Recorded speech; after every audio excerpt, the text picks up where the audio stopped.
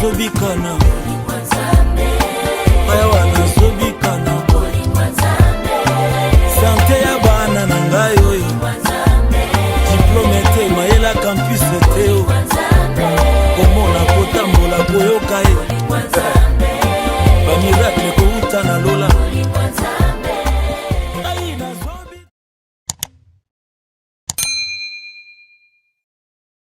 Bonjour chers amis, bonjour frères et sœurs. Je suis très contente d'être parmi vous. Merci de prendre le temps de me recevoir dans vos maisons, devant vos télés, devant vos téléphones et tablettes. Aujourd'hui est un jour très particulier. Je ne suis pas seule sur ce plateau, comme vous pouvez le voir. J'ai un invité très spécial. Il s'agit du berger Flore que je salue. Bonjour berger. Bonjour Leslie. Vous allez bien? Très bien, et je sais pas toi? Je vais aussi très bien. Je suis très contente de vous recevoir sur ce plateau et je crois que nous allons passer un moment merveilleux pour la gloire du Seigneur. Alors notre thème d'aujourd'hui, c'est l'adoration. C'est quoi l'adoration, berger? Merci Leslie, merci de cette invitation d'abord d'être passé sur ce podium, chez toi en fait. Et je salue aussi tous les abonnés de ta chaîne et tous ceux-là qui nous suivront d'une manière ou d'une autre. Et je suis très heureux d'être ici. Et ce thème qui est quelque chose qui est notre cheval de bataille pour l'instant dans notre ministère, l'adoration qui est un sujet très grand et très vaste. Du reste, je dis que l'adoration, c'est le sujet clé de la Bible. Si on essayait de résumer toute la Bible, on comprendrait que la Bible se résume en l'histoire d'un père à la recherche d'un adorateur. De la Genèse à l'Apocalypse, la Bible est donc l'histoire d'un père qui recherche un adorateur. Donc l'adoration, c'est la définition la plus courte de l'adoration, c'est celle que l'on nous a enseignée à l'Écodim. On nous a dit adorer, c'est prier. Et c'est comment encore? Adoration, c'est dire ce que Dieu est. Ah voilà. Adoration, c'est dire ce que Dieu est. Ça, c'est l'adoration, la définition la plus fondamentale et élémentaire que l'Écodim nous a apprise. Mais par la grâce de Dieu, j'ai essayé de comprendre les choses différemment. Et l'adoration, selon que le Seigneur m'a fait comprendre, c'est le fait de ressembler à Christ en lui disant ce qu'il est exactement. C'est le fait de ressembler à Christ et en lui remettant la propre image de sa personne. C'est un peu comme ça que j'ai défini, que j'ai compris ce qu'est l'adoration en fait. Ok, je crois que nous avançons et déjà les débuts s'annoncent très bien. L'adoration, c'est dire à Dieu ce qu'il est pour nous.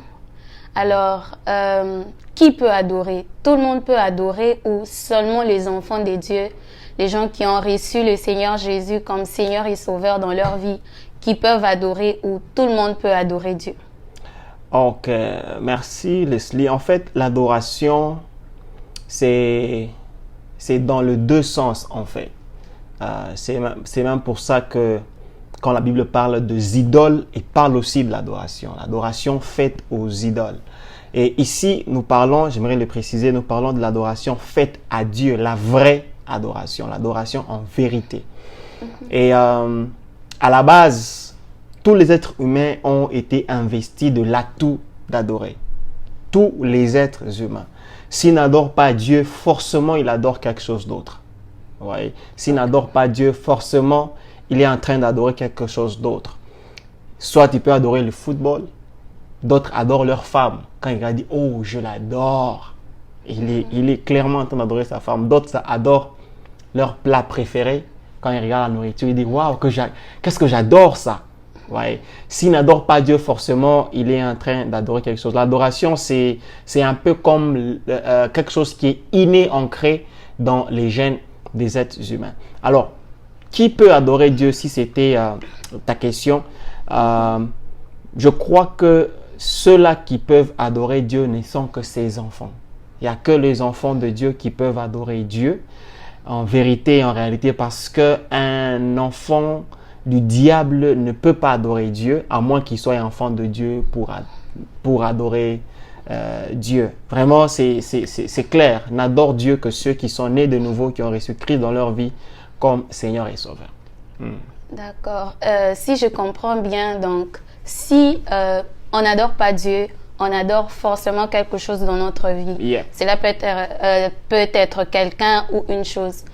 Mais est-ce que quand on adore une chose, on le fait avec toute conscience ou on le dit parce qu'on entend très souvent les gens disent que j'adore ce film par exemple, j'adore telle chose. Est-ce que c'est fait avec toute conscience ou on ignore seulement, on emploie le mot juste adorer comme ça? C'est une question très, très intelligente. Plusieurs personnes le font inconsciemment. Plusieurs personnes le font et ne savent pas ce qu'ils font. C'est pour ça que Christ dit dans Jean 4, 24, il dit, vous adorez ce que vous ne connaissez pas. Il dit à la femme samaritaine, vous adorez ce que vous ne connaissez pas. Vous adorez votre ignorance. C'est même ça que j'ai un jour dit à un athée. Vous savez, il y a des gens qui ne croient pas en Dieu, ils s'appellent athées, ils ne croient ni en Dieu ni au diable. Ils disent qu'ils croient ni en Dieu ni au diable. Mais ils croient que ce qu'ils croient c'est vrai, mais ce n'est pas vrai. En fait, ce qu'ils adorent, ils adorent leur propre ignorance. Ils ne savent pas qu'en niant l'existence de Dieu, directement ils adorent le diable. C'est-à-dire qu'ils adorent leur propre ignorance. C'est aussi le cas avec certaines personnes qui peuvent être devant des faits accomplis. Ils sont dans l'idolâtrie, ils adorent les statuettes. Vous savez, il y a une église où les gens adorent les statuettes. Ils se prosternent devant les statuettes. Lui pense qu'il adore le vrai, mais c'est pendant qu'il adore dans le faux. L'exemple rapide que j'aimerais vous donner, c'est l'exemple des enfants d'Israël dans le désert. La Bible dit que voilà, ils ont demandé à Aaron de leur fabriquer Dieu, alors que Moïse était allé à la montagne. Pour eux, Moïse avait longuement traîné. Et alors ils ont dit, mais non, fabrique-nous Dieu et tout et tout. Dans le langage de la Bible, Israël a demandé à Aaron de lui fabriquer Adonai, de lui fabriquer le Dieu qui les a sortis des pays d'Égypte parce que Moïse a traîné. Ils ont envie de voir le Dieu qui les a sortis d'Égypte. Pour eux, c'était le vrai Dieu. Quand Aaron a demandé des bijoux, il a fabriqué le veau d'or. Pour les gens qui tournaient autour du veau d'or, pour tous les enfants d'Israël qui étaient là, quand ils faisaient ça, pour eux, il n'avait aucun mal. Il n'y avait aucun mal. Ils adoraient le vrai Dieu. Mais c'est pendant quand Moïse est descendu de la montagne, il s'est rendu compte que, mais qu'est-ce que vous êtes en train de faire ici? Et la réaction de Moïse était fatale. Il a déchiré les tablettes. Il était très énervé. Il dit, mais comment est-ce que vous pouvez oublier le Dieu qui vous a fait sortir d'Égypte? Mais ils étaient confus. Vous voyez, c'est l'exemple des gens qu'ils adorent. Ils pensent qu'ils adorent Dieu. Et c'est pendant qu'ils adorent dans le faux. Il y en a beaucoup même à l'heure actuelle qui pensent qu'ils adorent Dieu, mais ils sont dans les histoires. Ils adorent quelque chose d'autre. D'accord. Très intéressant et très édifiant. Pourquoi adorer? Est-ce une obligation d'adorer ou c'est juste quand la personne veut adorer, elle adore, ou quand elle ne veut pas, elle ne le fait pas? Pourquoi adorer? Ok. On adore parce que c'est vital. Je peux vous reposer une autre question. Je peux vous poser une question similaire à celle-ci. Okay. Si vous me donnez la réponse, je vous donnerai aussi ma réponse à cette question. Okay. Pourquoi on boit de l'eau? Parce que c'est vital, on ne peut pas vivre sans de l'eau. Ok, c'est bon, maintenant laissez-moi le temps de répondre aussi. On adore parce que c'est vital, on ne peut pas vivre sans adorer. Et c'est impossible de vivre, d'aimer Dieu, de faire sa volonté sans l'adorer. L'adoration, c'est même ça la définition de la vie. L'adoration, c'est la vie, c'est toute une vie, ce n'est pas que une petite prière qu'on fait à l'église pendant 10 minutes, on adore le Seigneur. Oh Dieu, nous adorons, nous t'aimons. Non, c'est pas que ça. L'adoration, c'est toute une vie de A à Z, du début à la fin, de alpha à l'oméga, c'est adorer le Seigneur. C'est ça l'ensemble de la vie. L'adoration, en d'autres termes, je peux dire que c'est la définition de l'ensemble qui intègre toutes les cellules de l'être humain. Vous voyez, c'est ce qui fait la vie de l'homme. je vis pour ça, c'est l'objectif premier, c'est la priorité, c'est le but numéro 1 de mon existence. Voilà, je crois que c'est ça adorer. On adore parce que c'est vital. D'accord. Yeah. Alors, cette réponse suscite encore une autre question. Ok. Vous avez dit que l'adoration, on ne peut pas vivre sans adorer. L'adoration est vitale pour notre vie. En tant qu'enfant de Dieu, servant le Seigneur, on doit adorer pour nous permettre, je crois, aussi de grandir spirituellement, si je peux le dire ainsi. Alors, si quelqu'un est chrétien, il sert son Dieu peut-être dans son église ou quelque part, mais pour lui, adorer, c'est seulement, par exemple, chanter. Il se dit, je peux pas adorer en priant. Déjà, quand je chante, j'adore le Seigneur. Est-ce que cette façon d'adorer, elle est bonne, elle est vitale, comme vous l'avez dit, pour sa vie chrétienne ou elle ne l'est pas? Penser que adorer, c'est seulement chanter, je crois que c'est comprendre les choses partiellement. Elle doit savoir que Dieu, il faut le comprendre dans sa toute puissance. Dire que Dieu peut faire A et ne peut pas faire B, c'est dénigrer l'estime personnelle de Dieu. Adorer n'est pas seulement chanter. Ne peut qu'être fait qu'en chantant. Adoration, ça peut se faire en priant. C'est comme je l'ai dit, l'adoration peut se faire en priant. Tu peux adorer par tes paroles dans une prière. Tu peux adorer par tes paroles mélodiques dans une chanson. Tu l'accommodes avec de la musique, ça passe comme ça. Tu peux adorer en faisant ta vie quotidienne de chaque jour. Tu peux adorer par ton comportement au travail. Tu peux adorer par tes réactions quand on te pose des questions. C'est en fait ça le tout, l'ensemble de l'adoration. L'adoration, c'est l'image de notre vie quotidienne à chaque instant, à chaque minute. Tu ne peux pas dire, Seigneur, attends d'abord, laisse-moi d'abord faire ce que je fais, je vais t'adorer après. Non, l'adoration, c'est à chaque instant qu'on vit, à chaque minute qu'on respire, on doit adorer, on adore Dieu, on présente. L'adoration, c'est une offrande qu'on donne à Dieu. On présente à Dieu toute sa vie. Et sa vie doit être présentée, et ce doit se faire à chaque instant que nous avons ce souffle dans ce corps. Ok, et dans la Bible, dans Genèse 22, lorsque Dieu demande à Abraham d'aller offrir son fils, Dieu dit... je m'excuse, Abraham dit à ce serviteur que restez ici avec l'âne. Moi et le jeune homme, nous allons aller adorer. Ma question est celle-ci par rapport avec ce verset. Est-ce que nous pouvons adorer par des offrandes et de sacrifices? Parce que Abraham était allé pour sacrifier Isaac, mais il a employé le mot l'adoration. Est-ce que nous pouvons adorer par des offrandes et de sacrifices? Ok. C'est aussi très important. Il est possible que l'on le fasse. Il est possible qu'on adore Dieu par des offrandes ou par des sacrifices. C'est le témoignage de notre amour, c'est le témoignage de notre attachement, c'est le témoignage de notre reconnaissance à Dieu. Parce que quand le donateur te demande ce qu'il t'a donné, on n'a qu'à obéir et on n'a qu'à se lever promptement et à aller redonner à Dieu ce qu'il t'a donné. Parce que moi, je crois que tout ce que nous avons en tant que chrétiens, tout ce que nous sommes et tout ce que nous avons n'est pas le fruit de nos efforts. C'est même ça la définition de la grâce. C'est que la grâce de Dieu, nous ne l'avons jamais eue parce que nous l'avons méritée. La grâce, nous l'avons eue parce que Christ est mort gratuitement pour nous et nous a donné comme cadeau sa grâce. Alors, quand Dieu nous fait grâce d'avoir d'argent, il nous fait grâce d'avoir du boulot, il nous fait grâce d'avoir de la richesse. Ça ne demande rien que quand il en demande, nous puissions courir vite pour dire Seigneur, tu m'as demandé. C'est même la dîme. C'est quelque chose qu'on doit être prompt à aller remettre à Dieu parce que on pense que parce que nous croyons que ça ne nous appartient pas. Les offrandes, c'est l'adoration monétaire, c'est l'adoration en argent.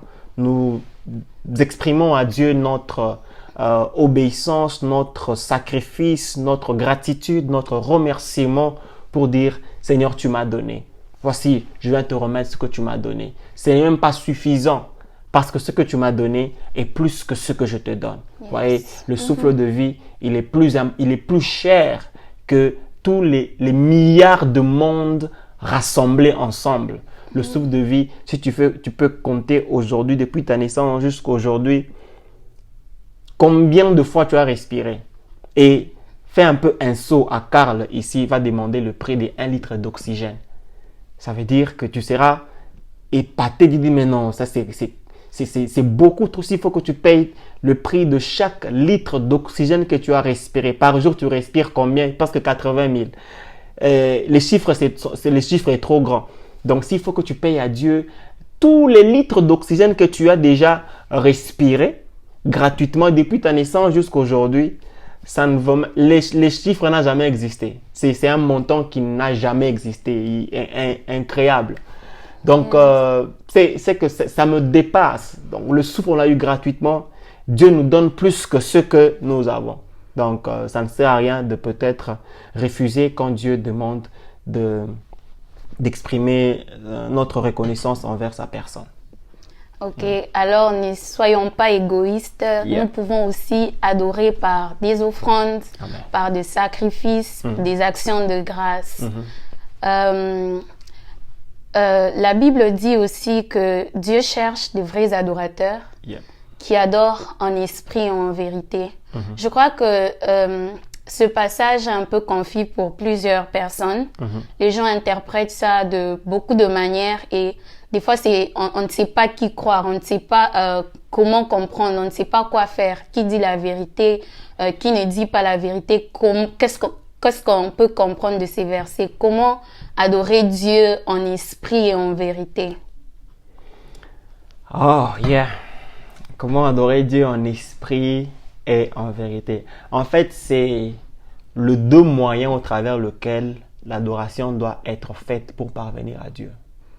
C'est adorer en esprit et en vérité. Car la Bible dit, toujours dans Jean 4, il dit, Dieu cherche l'adorateur qui peut adorer le Père en esprit et en vérité.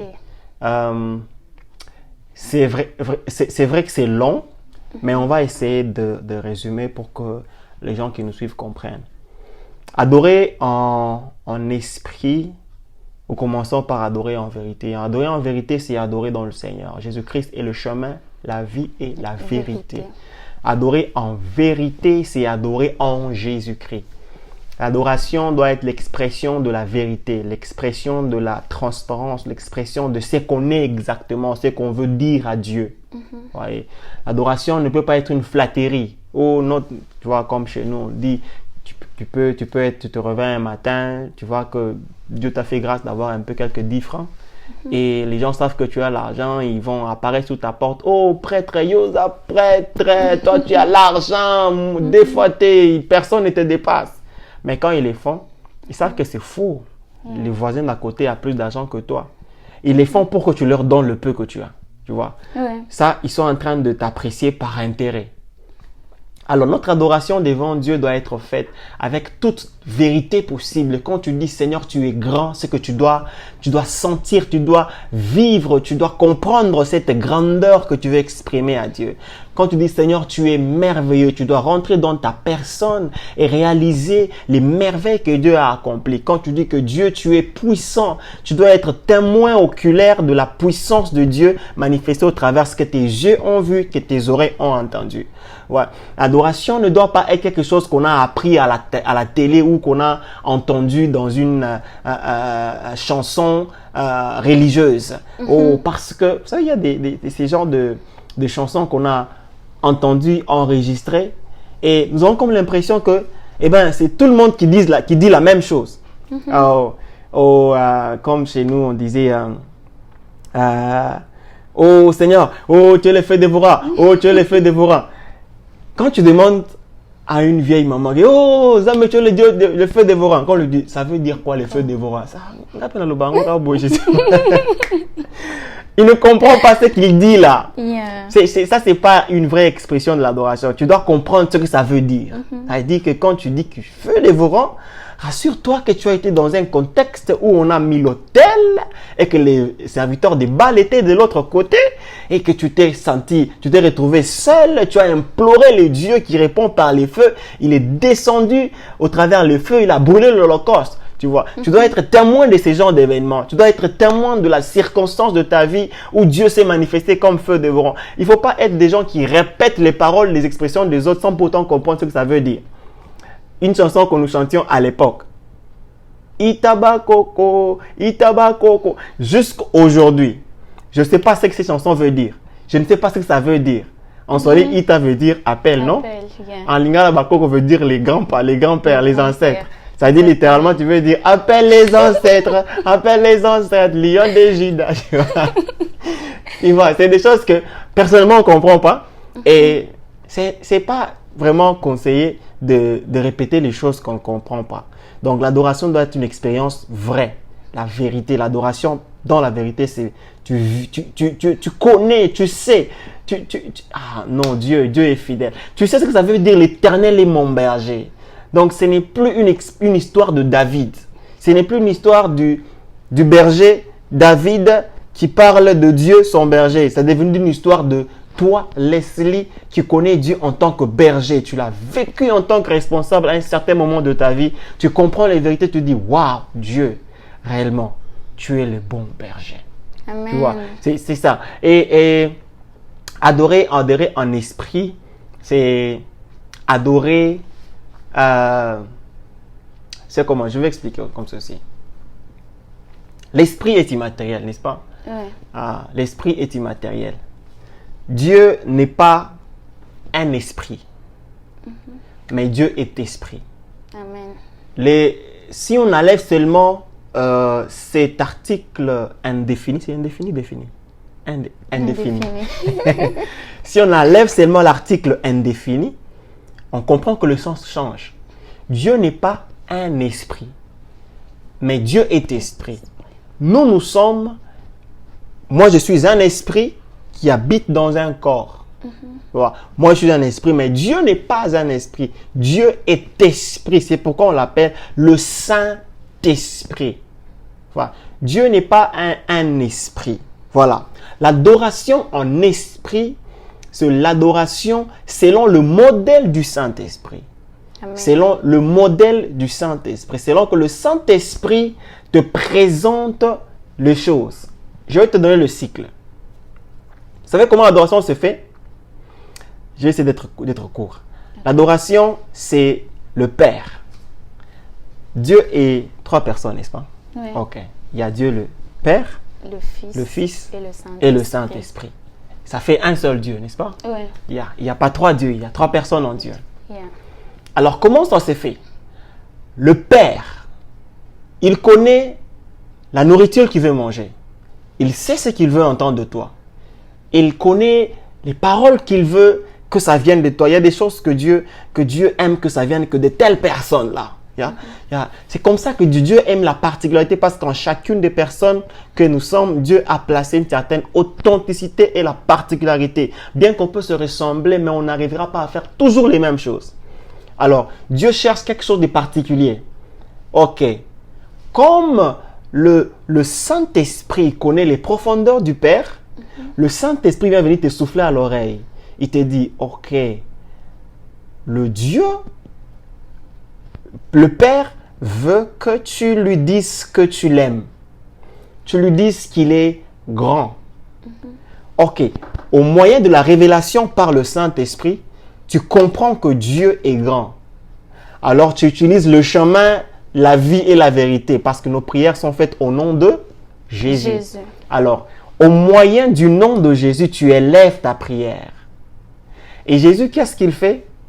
Il prend cette prière. Il ne va pas transmettre ça par tes propres paroles avec le vocabulaire français. Il le fera par des soupirs inexprimables. C'est ainsi que quelque part la Bible dit que Christ intercède auprès du Père par des soupirs inexprimables en notre faveur. Il dit à Pierre, le diable cherchait à t'écribler comme le format, mais moi j'ai intercédé pour toi.